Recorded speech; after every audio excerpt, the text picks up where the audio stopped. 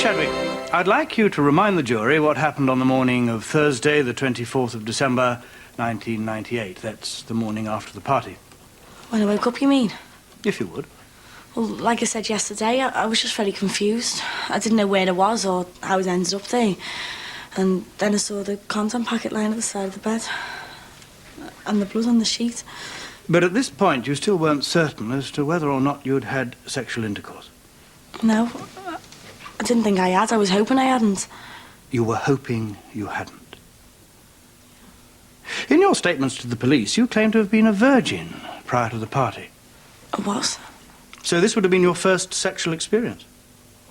Yes. Had you had boyfriends before? Well, yeah, but nothing serious. So when you say nothing serious, what exactly do you mean? Well, I kissed a couple of lads, but that was it. So you've never gone any further than kissing? No. Why not? Because I never wanted to. I didn't want to sleep with just anyone. I wanted it to be right. I wanted it to mean something. So you were holding out for someone special? Yes. You were at a party where alcohol and various illegal substances were freely available.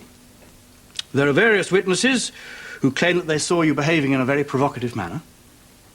How can you be certain that in your intoxicated state you didn't consent to intercourse? In short, you couldn't be sure that it wasn't all your fault. No. You can't be sure even now that these flashbacks aren't what you've imagined, or what you would rather have happened. Thank you, Miss Shadwick. Miss Shadwick, at any time during the party, did you intend to have sex with anybody? No, of course I didn't. And did you know what effect the combination of alcohol and this particular drug might have on you? Well, how could I? I didn't even know I'd taken a drug. Are you even clear in your own mind today what effect they had on you? No, not really. When you awoke and guessed that you must have had sex, what was your state of mind? I didn't know what to do. And did you know who best to turn to? No, I didn't. Thank you very much, Miss Shadwick. You are free to leave the court if you wish, Miss Shadwick. Your Honor, I'd like to call Dr. Josephine O'Keefe, the psychiatrist who will testify as to the effects of the drugs involved and to the reliability of Miss Shadwick's memory. I just want to keep him in for a few more days. Keep an eye on this chest infection. Well, that's a good sign, isn't it? Listen, I can only stay half an hour, but I'll come straight back in after school later. You don't have to, you know. I want to. I'm supposed to be running one of the after-school clubs, but, well, thinking. What's her name? Karen said she'd do it for me. Makes a nice change. What does? Putting your family before school. That's unfair. You know, my family have always meant more to me than work. It didn't seem that way sometimes. Yeah, well, I'll make it up to you, I promise. Jimmy, if I had a pound for every time I've heard you say that. Yeah, well, Jackie, I mean it. Look, I'm made up you've moved back in again. Says it. Well, I just assumed. I mean, you came home yesterday for a bath and everything. Well, we were spending so much time together in this place, didn't seem to make any difference. Well, it's for the best. Especially when we bring this little fella back home next week. He'll be made up to have his mum and dad living back together again. Won't you, son? Due to the fact that Miss Shadwick had removed the sheet from the bed, our scene of crime officer was unable to find any traces of hair or semen or anything of that nature. The only thing we did come across was a shirt button. And was there anything particularly distinctive about this button? It was just a small metal button. And did this button match the shirt Mr. Musgrove was wearing on the night of the alleged rape? Yes, it was an identical match. Could you tell the jury where this button was found? Yes, it was on the bed. On the bed? Yes, Not on the floor or anywhere else in the room, but on the bed? that's right. This wasn't the only piece of evidence you came across, was it, D.S. Rose? No, during a search of the bins, we retrieved some empty alcohol bottles, the same brand Miss Shadwick had been drinking on the night. And what was the aim of this? To find any bottle Miss Shadwick had been drinking from. And how could you know which ones to choose? She was drinking a distinctive brand of lager. We recovered 4 such bottles with Miss Shadwick's fingerprints on them. They were sent to the forensic laboratory for examination, and some small traces of a tranquilizing drug were discovered inside one of them. Once again, I would like to refer Your Honor to page 12 of the forensic report. So, she might have drunk the drug from that bottle. That is one possibility. Were any other fingerprints found on the bottle? No. So someone may have introduced the drug into the bottle without leaving fingerprints. That is the possibility. Your Honour, D.S. Rose is drawing inferences here, as he's perfectly entitled to do, but the hard fact remains that there is no evidence as to who put that drug in that bottle or why. That's perfectly true, Ma'am. Duly noted, Mr. Carn. Miss Shadwick was examined by a police doctor. Could you please tell the jury the findings of that examination? Dr. Whitelaw found some slight bruising on Miss Shadwick's upper thighs, consistent with sexual intercourse under the suggested circumstances. Yes, so the jury has heard that Miss Shadwick was a virgin before the alleged rape. Was Dr. Whitelaw able to verify this? It was Dr. Whitelaw's opinion that she had been a virgin. Thank you, Detective Sergeant Rose.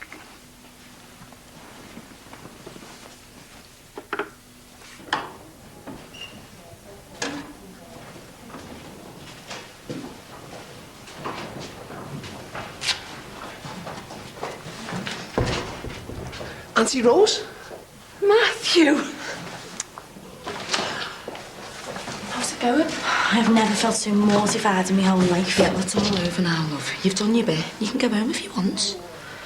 No, I'd rather stay home and get some fresh air though. It's claustrophobic in there. Come on, I'll come outside with you. Yeah, you could do with a bit of fresh air myself. Oh, well, I need the book. Yeah, me too. Look, all me's here. Right, okay.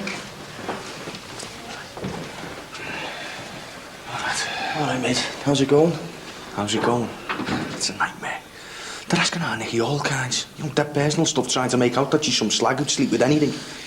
I feel sick about all this. I mean, I don't know why they've called me. Well, you were the last to see you, weren't you? Yeah, apart from Luke Musgrove. And I've been hanging around for ages. Yeah. Well, it shouldn't be much longer now, mate. And do you reckon the old case is only going to last a couple of days? Yeah. I'll see you later. See you later.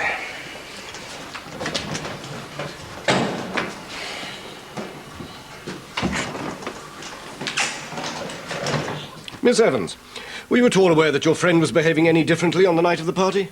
No, not that I noticed. Nicky and I, we were just having a laugh. You wouldn't say she was behaving in a provocative manner at all? No. So you think it would be unfair to suggest that she was throwing herself at anybody on the night? Deliberately leading anybody on, as far as you could see? No, like I said, we were just at a party having a laugh, that's all. There's no harm in that, is there? Thank you, Miss Evans. Miss Evans, you say that you noticed no difference in Miss Shadwick's behaviour on the night of the party. Yes. So you disagree with the witness statements that she was behaving in a totally outrageous fashion? Yes, of course I would. And you have absolutely no doubt about that? Of course not. May I remind you what Jason Shadwick said at the party? How do you mean? Well, is it not true to say that he was far from happy with his sister's behaviour? That he said that Nicky had had too much to drink and should go home? Do you remember that? Yes, but I didn't agree with him. Well, you had been drinking too. Yeah, but I wasn't drunk or anything. Look, Jason's just a normal big brother. He was probably just being a bit overprotective, that's all. So overprotective that he suggested that she should leave the party and go home? Nicky was just having a good time. She didn't deserve what happened to her. Please, Miss Evans, just answer the question I put to you. Did Miss Shadwick's brother find his sister's behaviour so appalling that he asked her to leave the party and go home? Yes.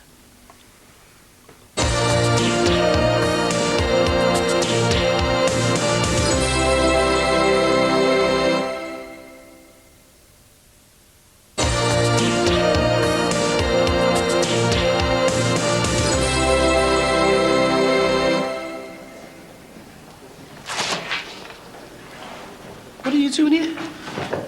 You seem really depressed this morning. I just wanted to check you were okay. How come you're not in there? I can't listen to Dad anymore. It's horrible hearing them talk. I'm just gonna wait here till they come out. This place is crawling with busies. Oh, well, I'll be over soon. And we can concentrate on getting rich. How are we going to do that since the German birds are up for the last stuff? At least you got a shag out of it. Shh. This is a court. You can't say things like shagging here. Anyway, we'll have to lay our hands on more stuff. Jerome's still going on about the money he gave us. He's still expecting a profit. Not to mention all them irate customers who'll be turning up on your doorstep. That's the last thing my mum and Dad need. So you took her up to the bedroom? Yeah. Could you tell the jury what happened once you were inside the bedroom? Nothing, just pulled back the covers and helped her into bed. And did you make any attempt to undress her? No. Well, I took her shoes off, that's all, and just covered her up and went back downstairs. And how was Miss Shadwick when you left the room? She was asleep. So in the time it took you to put her to bed and leave the room, she'd already fallen asleep? Yeah, as soon as I hit the pillow, she just went out like a light. So when you left the room, she was fully dressed, covered, and fast asleep? Yeah. Thank you, Mr. Dixon.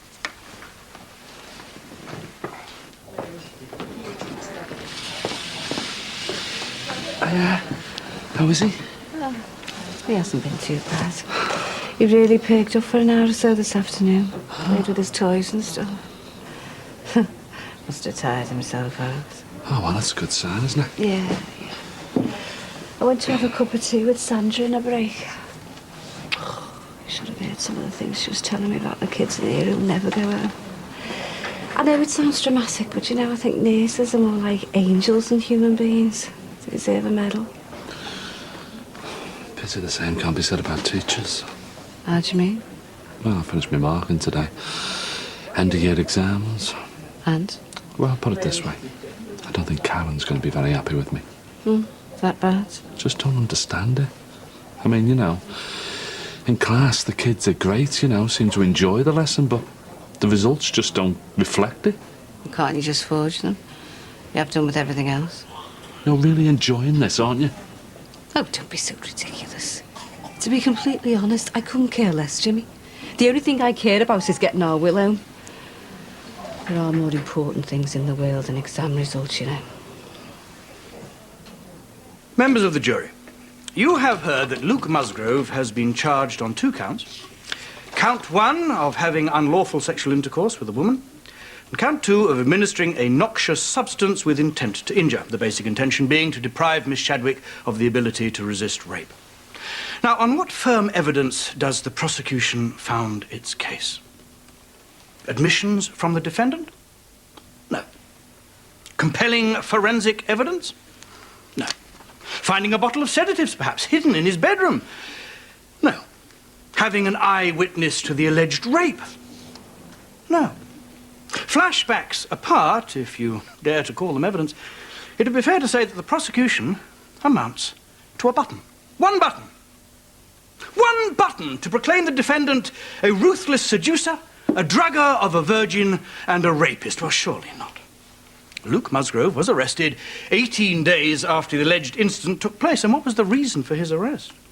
Had the police search of number 5 Brookside Close unearthed some compelling new DNA evidence? Evidence usually so essential in securing a conviction in a case as serious as this? No, this is not the case. Luke Musgrove was arrested purely on the basis of a single button which had been found in the bedroom after the alleged rape occurred. Now, Mr. Musgrove has never at any time denied that this button belonged to a shirt he was wearing that evening. So, ask yourselves this. Is a single shirt button found in the room where Mr. Musgrove freely admits he had earlier been embracing Miss Shadwick evidence enough to convict a man of rape? The police clearly didn't think so. Mr. Musgrove was released 4 days later without any charge being made against him. 1 month later, he was rearrested and charged. Had compelling new evidence been discovered? Had an eyewitness come forward to verify that Mr. Musgrove had indeed been seen with Miss Shadwick in the bedroom at the time of the alleged rape? Once again, the answer is no. Luke Musgrove was arrested simply because 6 weeks after the alleged incident, Miss Shadwick claimed to have had what you've heard described in this court as a flashback. A flashback in which she claims to have remembered Mr. Musgrove having sexual intercourse with her. 6 weeks after the alleged incident, ladies and gentlemen of the jury. Furthermore, Miss Shadwick believes that it was Mr. Musgrove who dropped a tranquilizing drug into her drink with the sole purpose of having sexual intercourse with her. Once again, there is no firm evidence to substantiate this claim. Yes, we've heard that an empty beer bottle was recovered containing minute traces of a drug, but there's not a single shred of evidence to link that bottle to Mr. Musgrove. In effect, The drink could have been tampered with by any other single person at that party. So, this is the sum of what the prosecution puts to you, members of the jury. 1 button plus 1 flashback equals guilt. Well, I say to you, the prosecution can't do its sums. 1 button plus 1 flashback equals not guilty. It is the aim of the defence to prove to you that Luke Musgrove is not guilty of this indictment. Your Honour, I'd like to call the defendant Luke Musgrove.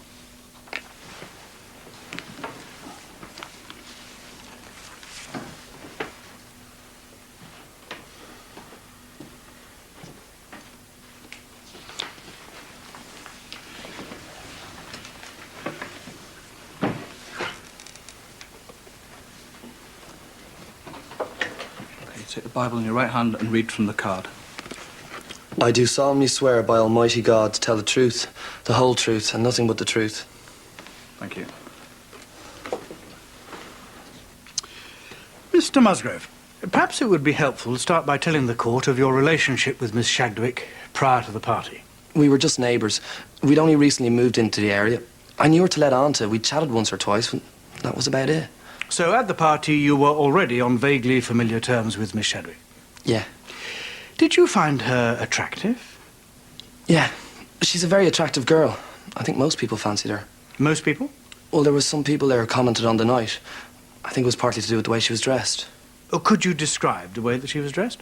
It was quite minimal, I suppose. Would you expand on that? Well, she was wearing this top and it was showing her cleavage and stuff, and a short skirt. I'm sure most fellas there were a bit turned on, I suppose. So you were aware that she was attracting a lot of male attention due to the way that she was dressed? And the way she looks. Did Miss Shadwick approach you, or did you approach her? I approached her to start. Mm-hmm. Could you tell us about that? Yeah. I could see she was being chatted up by this lad. I didn't know him at the time. Turns out he was a friend from university. Harvey something. Harvey Fairhurst? Yeah, that's him. So you noticed this Harvey character talking to Miss Shadwick? Well, being a pain, really. Trying to cop off with her. I could see she was looking hassled, so I went over and got rid of him for her. Got rid of him? You know, just warned him off. So you could see that Miss Shadwick was looking uncomfortable and you decided to intervene? Yeah. How did she react to this? She was grateful. Did she thank you? Yeah, she called me her knight in shining armour. Her knight in shining armour? Yeah. Well, what did she do?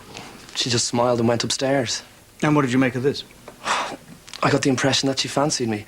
The fact that she'd called me her knight in shining armour and the way she looked at me. So what did you do then? I followed her upstairs. And what happened then? She'd gone to the toilet. I waited till she came out and we started kissing. And was there any conversation prior to this? Not that I can remember. We didn't waste any time, really. It was obvious we liked each other. We carried on kissing, but it was a bit embarrassing because there was people around. Can you remember who? I can remember Jason, Nicky's brother. He came over and told her to go home. Did you know why he'd said that? I just assumed he didn't like seeing his sister kissing someone. That he was simply being protective? Yeah. And how did Miss Shadwick react to her brother's comments? I can't remember. I think she just told him to mind his own business. At this stage, were you aware that Miss Shadwick was intoxicated? Well, I knew she'd had a drink like everybody else, but I wouldn't call her particularly drunk or anything. So, it was at this point that you decided to go into the bedroom? Yeah. Did Miss Shadwick object to going into the bedroom with you? No. So, despite the fact that prior to this kiss you were no more than mere acquaintances, she showed no reluctance in going into the bedroom with you? No.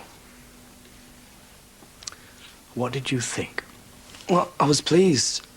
I fancied her, and I knew a lot of other people fancied her as well. I suppose I was flattered that she'd chosen me. And what happened in the bedroom? We carried on kissing. Anything else? Well, I started to, caress her. Caress her? Just running my hands up and down her body while we kissed. And how did she react? She pushed me away. Did she say anything?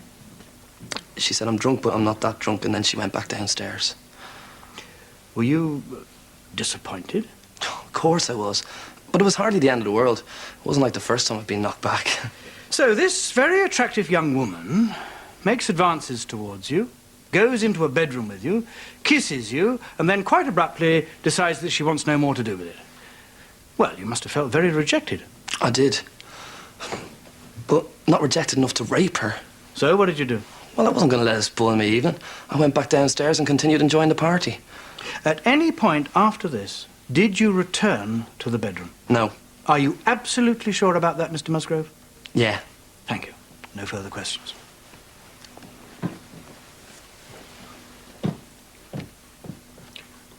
Mr. Musgrove, the jury heard evidence from Detective Sergeant Rose that your shirt button was found on the bed in the room where the alleged rape took place.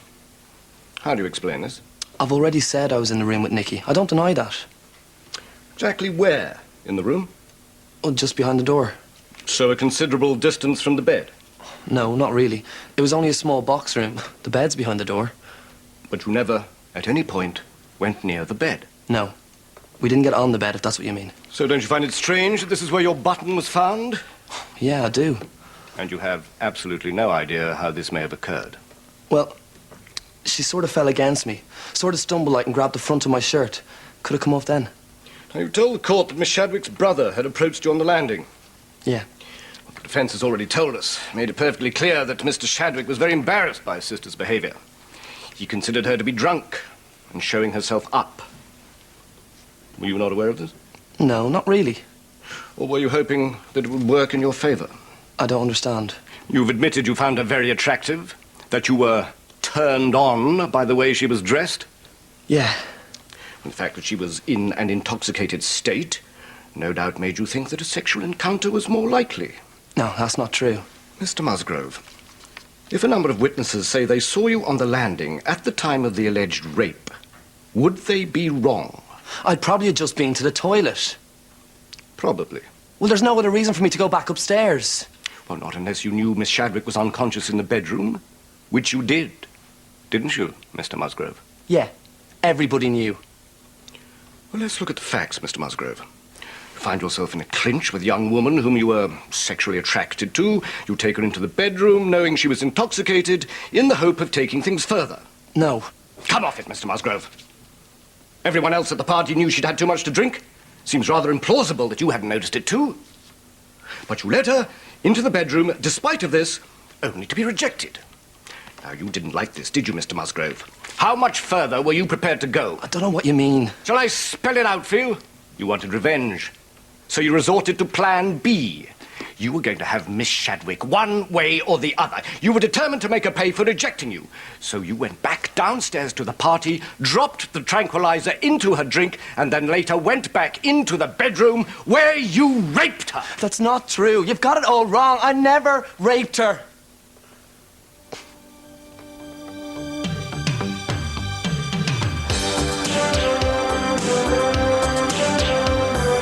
I mean, even her own brother thought she was acting like a slag. Look, I don't want you thinking that I'm getting all heavy or anything, because I'm not. I quite agree. You sometimes have far too much to drink too, don't you? I don't know what you mean. Are you saying that I am dull?